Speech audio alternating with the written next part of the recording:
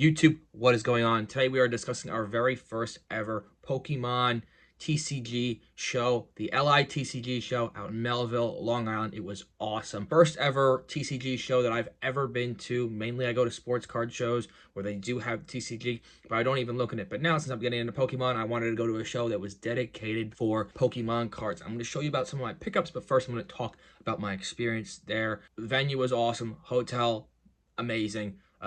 The space was a little bit crowded, but that's what you expect. People love Pokemon. A ton of people are going to come out, whether it's grown adults, grandpas with their grandkids, or just, teenagers and 25-year-old plus kids like me that are going out there trying to get some cards to either buy for their personal collection or flip them for a profit. What I also learned is that I said this about sports card shows, and I've said this about, trading card shows, is I don't know if it's the amount of people jammed in an area or the amount of people or people's hygiene, but as a collective unit, to better the hobby, we need to have better hygiene.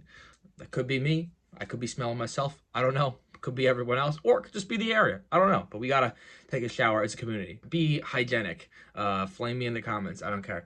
But that was a fun little anecdote that I was talking with my guy MP Collectibles. I'll throw up his Instagram right here, hit him up. He's always buying cards. My pickups, guys, I thought I did pretty well. I'm going to show, was it 4 pickups that I had? No, 3 big pickups. I first got a Typhlosion Neo Genesis First Edition PSA 9. The card's going for around 300 to 400. Some sales going as high as 5 to 6. Card Ladder has it valued at 400. I can only see growth out of this card. It's probably going to be a long-term hold. People love the starter Pokemons. I really don't think people don't like that middle evolution. People like the first evolution, and people like the last evolution. In my experience so far, a lot of people don't have that middle evolution, or they have all 3, or they just have that first and the second and the third. Like everyone loves Charmander and Charizard, but people just forget about Charmeleon. It's just the way it is. So I got Cyndaquil and Typhlosion. I got the Typhlosion.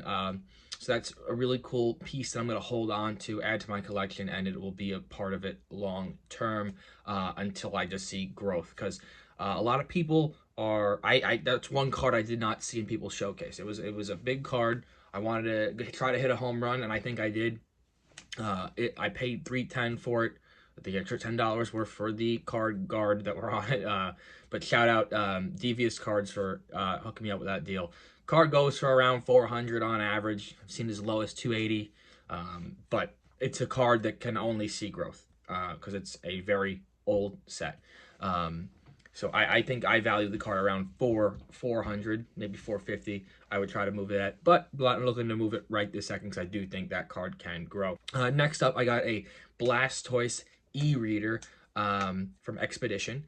This card in worse conditions, I'm telling you, like yellow back, not clean front, bent, sold for 200 to 150. I got this Blastoise. I have a better back, and the front of the card is clean as heck. I got it for $90 in a package deal with my guy MP Collectibles. Again, I'll throw his Instagram down below, and I will throw his whatnot down below as well, because he does singles of any sport, you name it, any Pokemon, you name it, eBay, you got him. He is buying all the time. Anywhere in the United States, he will get things shipped to him. So yeah, I have room on that card to make a good profit on it. It's a good card to have. People, again, love Blastoise. Great guy. I'm talking like he's a human being. He's a great human being. We all love him. But yes, Blastoise, it's not going to gem. It's definitely not going to gem down. It might 7, 8 if I were to PSA it, but then the card kind of just sits at that value. But raw, people are able to, play with it in a game or just hold it at PC. People like to put it in their binders, so the card value kind of increases a little bit because it's not sitting in a PSA holder or a Beckett holder. So I think that card does have room to grow, and I think I got it at a low enough price point that if I hold on to it, it's one of those cards that the value of the card is just going to grow, as well as because of the multiple cards that I've seen sell at over $150. I've seen as high as 300 in worse condition. For, I got it for 90, they're selling it for 200 to sometimes 250. I got that card at 90. I have room to make money. And I'm only talking about this from money perspective because people like to hear about how I acquired it. Yes, I have a personal collection. Yes, I will show it to you soon. But I want to show you how I made my deals and how I have margin for success when I do decide to sell them, if I decide to sell them. Next, I got a Nidoqueen SGC7. Card does not look like a 7. Probably going to crack it out and regrade it just to see if I can get a 9 on it. The only thing that I saw it was the possible off centering and maybe a little line or like a stamp on the left side. Don't think it was a stamp, but this thing is the way that you hold the card. That card, PSA 9, sells for around 24 bucks. I got it for 15. You know, small purchase. Hollow Nidoqueen, one of the original Pokemon. Cool purchase.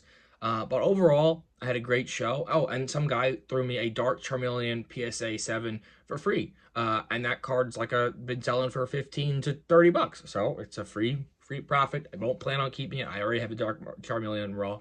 But yeah, overall, great show. Had a good time hanging out with MP Collectibles, talking Pokemon the entire day. That's what I kind of like to do. It's like kind of a stress outlet to hang out with my friends and talk about Pokemon. And I have been rewatching the Pokemon show on the side while I do homework and work. So it's a good outlet for relaxation. And it's like I'm not getting into it like full blown like I'm gonna dress up as, you know, Brock the gym trainer. No, I'm getting into it because it's nostalgic. It reminds me of me as a 8-year-old kid sitting on the couch and watching, I think it was Cartoon Network, and it having Pokemon and I was watching it and I had a blast. And I would sit there with my cup of orange juice before school and watch it, as well as Sports Center. But it depends on the day and my mood. I'd watch different ones. And when I get home from school, I'd watch the same thing. Then I'd do homework. But it just reminds me of being a kid again, playing on my Game Boy Advance, playing Ruby, Sapphire. Like it was just like getting back into this makes me feel like a kid again. And yes, you're playing with big boy money, but if you spend responsibly, you can make profit. And at the same time, you're having nostalgic feelings, and it's great. So guys, let me know in the comment section below what you think of my pickups, and I'll continue content like this, and we're going to have so much more videos coming your way. Pokemon, Marvel Rivals, and sports cards coming to you soon. Thank you all for your love and support. We're almost at 500 subs. Thank you, and God bless. Peace!